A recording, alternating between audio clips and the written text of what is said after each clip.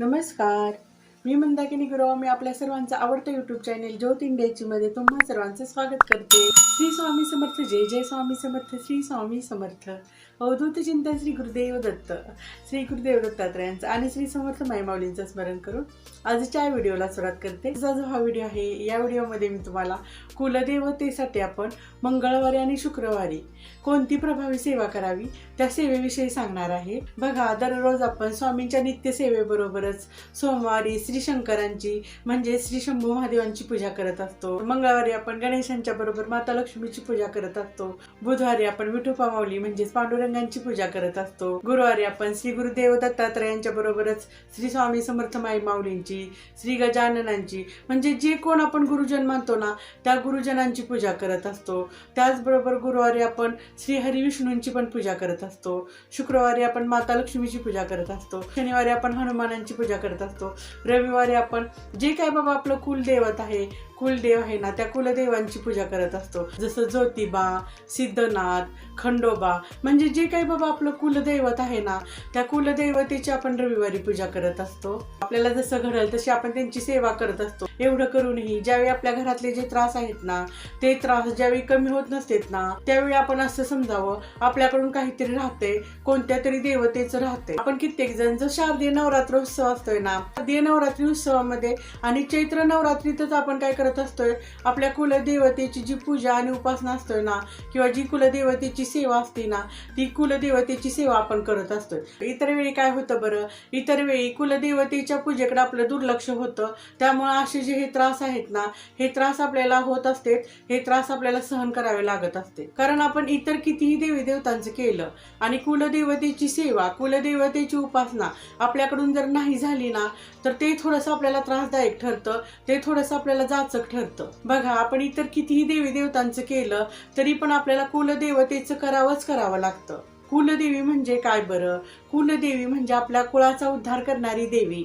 ती आपल्या कुळाचा उद्धार करत असते, ती आपलं संरक्षण करत असते. ती देवी आपल्याला प्रत्येक संकटातून बाहेर काढते. म्हणून दररोज आपण देवीचं स्मरण केलं पाहिजे, तिचं नामस्मरण केलं पाहिजे, तिची पूजा केली पाहिजे. तुम्ही म्हणाल देवीच्या टाकाला आम्ही पाणी घालतो, देवीच्या टाकाला आम्ही हळदी कुंकू वाहतो, देवीला आम्ही नैवेद्य दाखवतो, पण हे जे त्रास आहेत हे त्रास आमचे का कमी होत नाहीत? तरी पण याचबरोबर आपल्याला काही इतर सेवा करायच्या आहेत ना त्या सेवा करायच्या आपल्या राहून जाते आणि ते काय करायचं आहे ना ते आपल्याला समजत नाही. तुम्ही म्हणसाल दररोज आम्ही नोकरी व्यवसायामध्ये, घरकामामध्ये, इतर उद्योगधंद्यामध्ये बिझी असतोय, त्यामुळे आम्हाला दररोज जी ही सेवा आहे ना ही दररोज सेवा होत नाही. अशा लोकांच्यासाठी प्रत्येक मंगळवारी आणि प्रत्येक शुक्रवारी अशा काही सेवा मी सांगणार आहेत.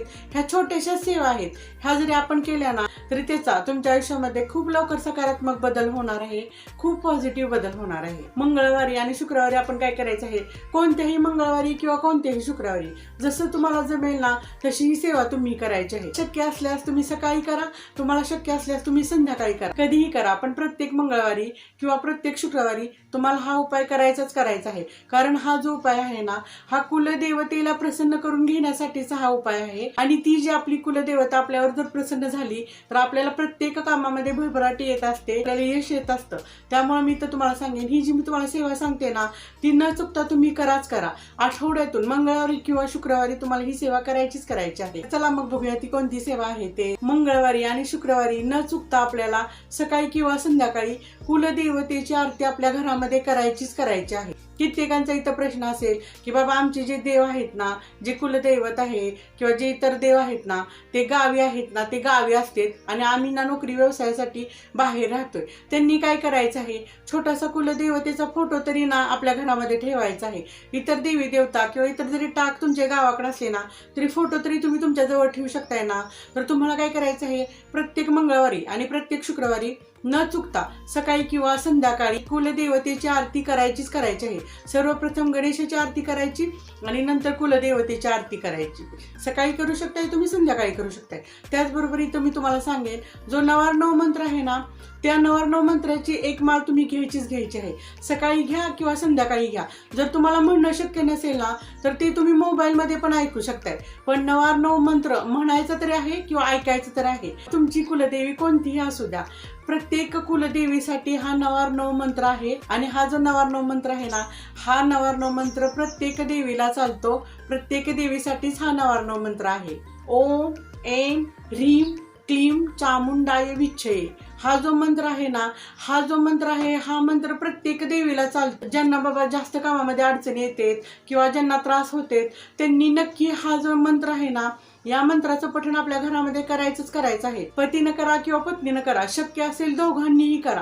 कारण तुम्ही जास्त जेवढी सेवा करचाल ना त्याचं फळ आपल्याला लवकर मिळणार आहे, आपलं लवकर होऊन येणार आहे, आपली कामं पटापट होणार आहे. त्याचबरोबर मी तर तुम्हाला सांगेन, ज्यांना शक्य आहे ना त्यांनी प्रत्येक मंगळवारी आणि प्रत्येक शुक्रवारी आपल्या घरामध्ये श्री सुक्तमचा पण पाठ करायचा आहे.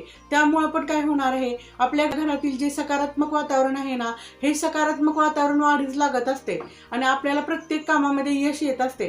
त्यामुळे मी तर तुम्हाला सांगेन, ह्या ज्या काही मी बाबा तुम्हाला सेवा सांगितलेल्या आहेत ना, तेवढ्या जास्तीत जास्त सेवा तुम्ही करण्याचा प्रयत्न करा. सगळ्या जरी शक्य झाल्या तरी सगळ्या करा. त्यातली एखादी जरी सेवा तुम्हाला शक्य झाली तरी एखादी तरी करा. पण कसं आहे, प्रत्येक मंगळवारी आणि प्रत्येक शुक्रवारी आपल्या घरामध्ये आपल्या कुलदेवतेचं नामस्मरण हे झालंच झालं पाहिजे. तिच्यासाठी पूजापाठ झाला पाहिजे. त्याचबरोबर आणखीन एक मी तुम्हाला इथं सांगेन, आपल्या कुळदेवीचं जे मूळपीठ आहे ना, त्या कुळदेवीच्या मूळपीठाला वर्षातून एकदा तरी आपण ना जाऊन नमस्कार केला पाहिजे. देवीची आपण ओटी भरली पाहिजे. ज्यावेळेस आपण वर्षातून एकदा असं मूळपीठाला जातो ना, त्यावेळी आपल्याला काय करायचं आहे, सहकुटुंब सहपरिवार आपल्याला आपल्या देवीच्या दर्शनाला जायचं आहे. कारण काय होत असते, वारी पोहोचवण्यासाठी आपण काय करत असतोय, घरातले एक जण कोणतरी कर्ता पुरुषी जात आपली जी वारी आहे ना ती वारी पोहोचून येतो किंवा दर्शन घेऊन येतो. इथं मी सांगेन, जास्तीत जास्त आपल्याला घरातील सगळ्या सदस्यांना घेऊन वर्षातून एकदा तरी मूळपीठाला जायचं आहे. बघा, मी तर जे तुम्हाला सेवा सांगितलेल्या आहेत ना, किंवा तुमच्यावर कोणतंही बंधन नाही.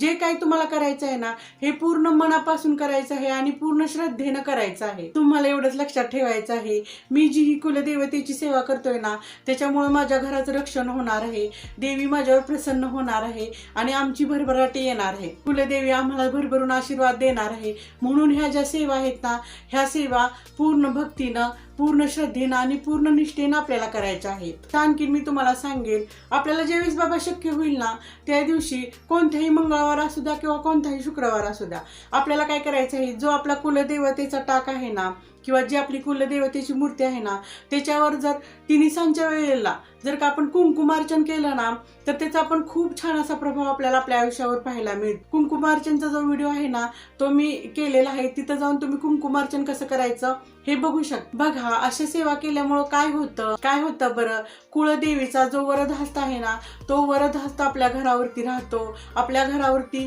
कुळदेवीचं संरक्षण कवच तयार होत असतं. प्रत्येक त्रासामधून आपली सुटका होत असते.